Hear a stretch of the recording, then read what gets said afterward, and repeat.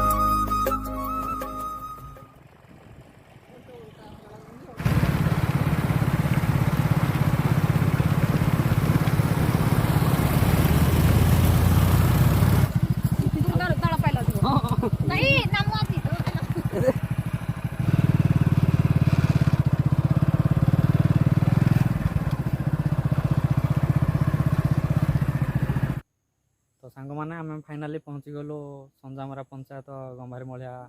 Grammar आम मठ जोठी की ये तो हूँ आमर नुआ मठ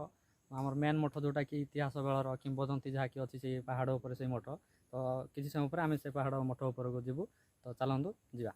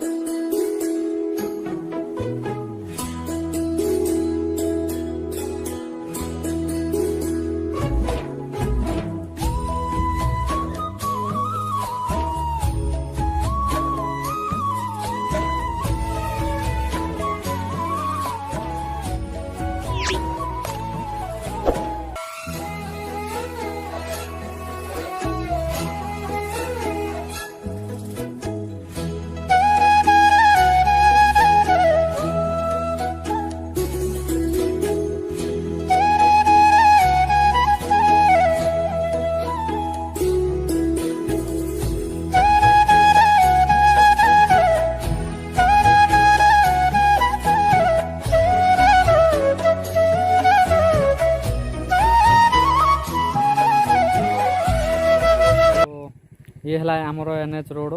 रू बर्तमान आरंभ हो गला आमर बाबा मठ आग को ये हूँ बाबा मठ को रास्ता तेणु बर्तमान आमर गाड़ी आगे छिड़ाई आम ए गाड़ी ये बर्तमान पार्किंग करके मठ अभिमुखे यात्रा आरंभ कलु। सो आम ए मठ को आगमन कर बाहर ये हूँ मठर रास्ता देखु आगे आमर अच्छा जी कि सिंह बाबू आम 5D ग्रुप बाट टिके तो कष्ट पड़ो जेहेतु जंगल जगह पहाड़िया अंचल पुणी ऊपर बाबा रोच बाबा अच्छा आम बाबा को भेटिया को बाहर तो आरंभ है आमर चलते देखा केते बाट चलिया पड़ू एवं कष्ट केमती रोचे।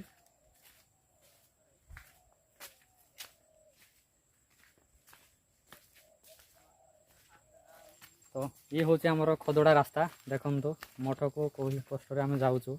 आगे अच्छा आमर झारू बाबू पछरे अच्छा सिंह बाबू तो सिंह बाबू मुझे कहवाक चाहूँगी कि पहाड़ चढ़ार आपन को मजा लगुच ना कष्ट लगुच कि यार प्रतिक्रिया दे पारे। पहाड़िया रास्ता तापरे उठा भी पड़ुची उठिया कष्ट अच्छे किंतु जीवा मठ पाखक जीवा बाबा दर्शन करवा बाबा को दर्शन करवा। अच्छा जो हाथ में धरी झारू बाबू से कौन भोग करा ना कह ये ठाकुर भोग धराई ठाकुर पाखे भोग लगे बाबा दर्शन करके आसवा। ଝାରୁ ବାବୁ ତୁମକୁ କେମିତି ଲାଗୁଛି ପାହାଡ଼ ଚଢ଼ିବାରେ ମଜା ଲାଗୁଛି ନା କଷ୍ଟ ଲାଗୁଛି ନା କ'ଣ କେମିତି କିଛି ମଜା ଲାଗୁଛି ମଜା ଲାଗୁଛି ତ ତାହେଲେ ଠିକ୍ ଅଛି ହଁ ସେଇଟା ତ ତମେ ବି ଫାଷ୍ଟ ଆସୁଛ ଆମେ ବି ଫାଷ୍ଟ ଆସୁଛୁ ତ ପ୍ରଥମ ସୋପାନ ଟିକେ କଷ୍ଟ ରହିବ ତ ଚାଲନ୍ତୁ ଆଗକୁ ଦେଖିବା କ'ଣ ହେଉଛି ଆଉ ବର୍ଷା କାମୁଡ଼ିବ ବି ଜଙ୍ଗଲ ଭିତରେ ଆସିବ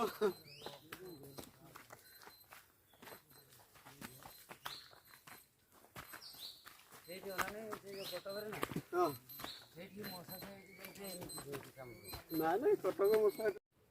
ଚାଲ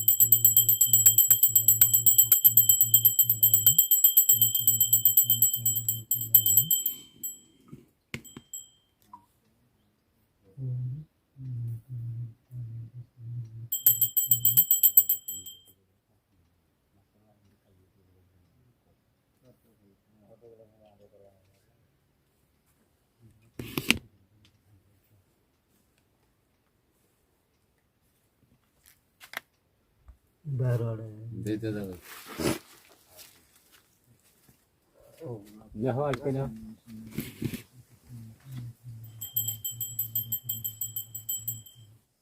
ये तो सूझ माले हो गया हां तेरा भीतर के बोलो से क्या रे पत्र तो नजर पाइबा भितर ପିଲାମାନେ ଏବେ ମଠକୁ ପହଞ୍ଚିକି ଭୋଗ ଠାକୁର ପୂଜା ହେଇଗଲା ଏବେ ପିଲାମାନେ ସବୁ ଭୋଗ ଖାଇବାରେ ବ୍ୟସ୍ତ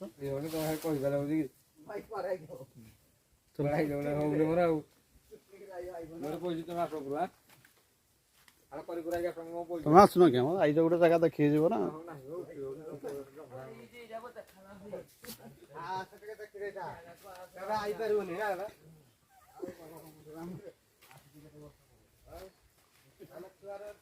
ପପୁ ଭାଇ ଆମର ପଛରେ ଅଛନ୍ତି ଚାଲି ପାରୁନାହାନ୍ତି କ'ଣ କରିବା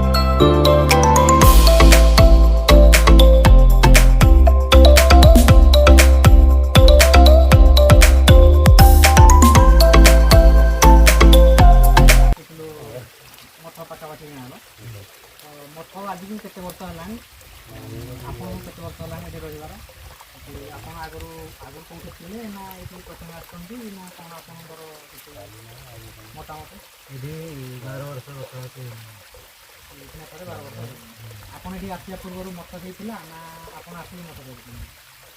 ଆଗରୁ ମଠ ନଥିଲା ମଠଟା ପୂର୍ବରୁ ଏଇ ସ୍ଥାନରେ ଥିଲା ନା ପୂର୍ବରୁ ତାଙ୍କର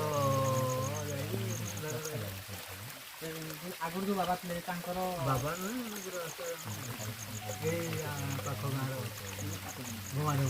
ଏବେ ଗାଁରେ ଅଛନ୍ତି ସେ କଲେନି ତାଙ୍କ ପରେ ଆପଣ ଏଠି ଆସିଲେ ଆପଣଙ୍କ ଏଠି 12 ବର୍ଷ ହେଇଗଲାଣି ମତେ ମାନେ ଆପଣ ଏଠି ମଠରେ ରହିବାର କେମିତି ଚଳନୀୟ ଅବସ୍ଥା ଗାଁର ଆପଣ ମଠରେ ରହୁଛନ୍ତି ମାନେ ତାପରେ ଭକ୍ତଙ୍କ ସହଯୋଗ ଦ୍ୱାରା ହେଉଛି ଭକ୍ତ ସବୁବେଳେ ଆସନ୍ତି ଯାହାର ଯେକୌଣସି ପ୍ରୋବ୍ଲେମ୍ ହେଲେ ସବୁ ଆସନ୍ତି ତାପରେ କୌଣସି ଫଙ୍କସନ୍ ହେଲେ ସେମାନେ ରାଜସହଯୋଗ ଖାଲି ଶୁଣି ଆଣିଲେ ସେ ଆସନ୍ତି। ଆମେ ତ ଆସିଲୁ ମଠକୁ ଯେତେବେଳେ ଆସିଲୁ ରାସ୍ତା ବି ବହୁତ କଷ୍ଟ ଯେହେତୁ ମଠା ତ ନିହାତି ଜଙ୍ଗଲ ରହିବା ଦରକାର ସେଟା ବି ଠିକ୍ ଅଛି ତ ରାସ୍ତାର ଟିକେ ଅବସ୍ଥା ବି ଭଲ ନୁହଁ ବହୁତ କଷ୍ଟ ବି ଲାଗିଲା ତ ଆପଣ ଯେହେତୁ ରହୁଛନ୍ତି ଆମେ ବି ଆସିଲୁ ତ ଆମକୁ ମିଳିକି ଆମେ ଆପଣଙ୍କୁ ମିଳିକି ଆମେ ବହୁତ ଖୁସି ଆନନ୍ଦ ଅଛୁ ଆପଣଙ୍କୁ କେମିତି ତାର ଆମ ସହିତ ଦେଖା ମଙ୍ଗଳମୟ ମତ ବି ଜଣେ ଯେହେତୁ ଆସିଲେ ଆମେ ଯେହେତୁ ଆସିଲୁ ଆମ ପିଲାମାନେ ବି 5 ଗାଁ ଲୋକ ବି 5 ପିଲା ବି ଆସିଲେ ଆଉ ଟିକେ ଏବେ ମାନେ ମଠ ସାହାଯ୍ୟ ସହଯୋଗ ଆଉ କିଛି ହେଉଛି ନା ଗଭର୍ଣ୍ଣମେଣ୍ଟ ଏମିତି କିଛି ନାହିଁ ଜନସାଧାରଣର ସହଯୋଗ ଲୋକମାନଙ୍କର ବ୍ୟବହାର ବି ଭଲ ରହୁଛି ଗାଁ ପାଖରେ ସବୁ ସମସ୍ୟା ଠିକ୍ ପୂଜା ତ ହେଉଛି ଆମ ଠାକୁରଙ୍କର ପୂଜା କରାହେଉଛି ସେମିତି ଯେତେବେଳେ ପୂଜା କଲେ ପଡ଼ିବ ନା ତାର ସେମିତି କିଛି ସମୟ ରହୁଛି ସକାଳ ସନ୍ଧ୍ୟା 11 ଭିତରେ ଭକ୍ତ ତ ଡେଲି ଆସୁନି ପ୍ରାୟ ଆସିଲେ 11 ପର୍ଯ୍ୟନ୍ତ ପୂଜା ପାଠ ହେବ ତାପରେ 12 ବଜେ ବନ୍ଦ 3 ଘଣ୍ଟା ମଧ୍ୟାହ୍ନ ତାପରେ 1-2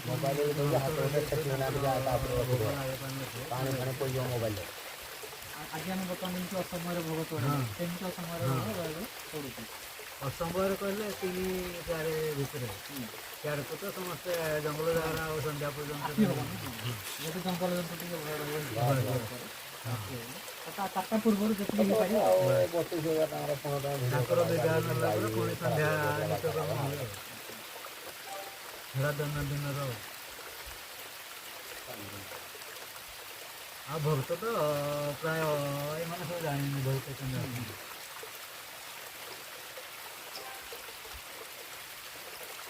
ଆପଣ 12 ବର୍ଷ ହେଇଗଲା ପରେ ଆପଣ ଆଗରୁ କୋଉଠି ଥିଲେ ନା ସର୍ବପ୍ରଥମ ଏ ଜାଗାରେ ଅଛନ୍ତି ଆଗରୁ ଥିଲୁ 9 ମସିହାରେ ତ ବାଉଣ୍ଡରୀ ବର୍ଷେ ଖଣ୍ଡେ ସେଠି ରହିଲୁ ସେଠି ତାପରେ ହେତୁ ବନ୍ଦ ହେଲା ପରେ ଏଠି ଆସିକି ରହିଲୁ ତାହେଲେ ମଠର ସ୍ଥିତି ବର୍ତ୍ତମାନ ଠିକ୍ଠାକ୍ ଅଛି ତ ସେମିତି ପସନ୍ଦ ନୁହଁ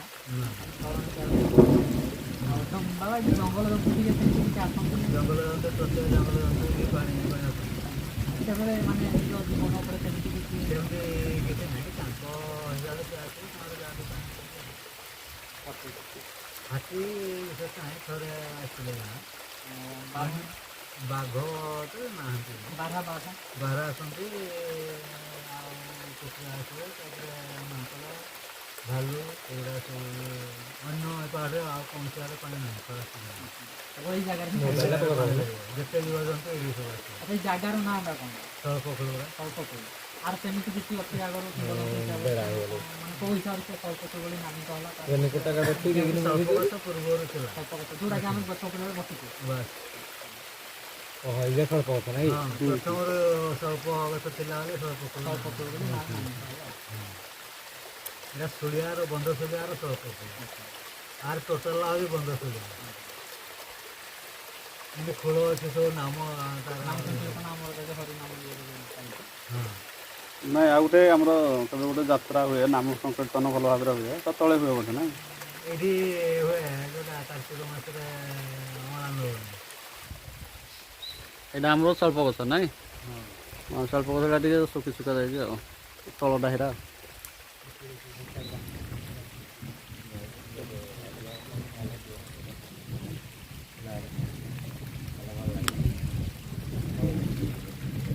ଜଙ୍ଗଲ ପାଣିଟା ଏପଟେ ଦେଇକି ଆସିବ କିନ୍ତୁ ଏଇ ଯୋଉ ଝର ପାଣିଟା ଆମର ଏଇଠୁ ହିଁ ସବୁବେଳେ ବାହାରୁଛି ନାଇଁ ଏଇ ପଥର ତଳୁ ସବୁବେଳେ ଆମର ପାଣିଟା ବାହାରୁଛି ଯେବେ ଦେଖିଲେ ଯେବେ ଦେଖିଲେ ପାଣି ଏତିକି ବାହାରିବ ଅଧିକା ପାଣି ଆଉ ନା ବର୍ଷା ହେଲେ ଉପର ଯୋଉ ଆମର ବର୍ଷା ପାଣିଟା ଉପର ଦେଇକି ଆସିବ କିନ୍ତୁ ଯୋଉ ଆମର ଝର ପାଣି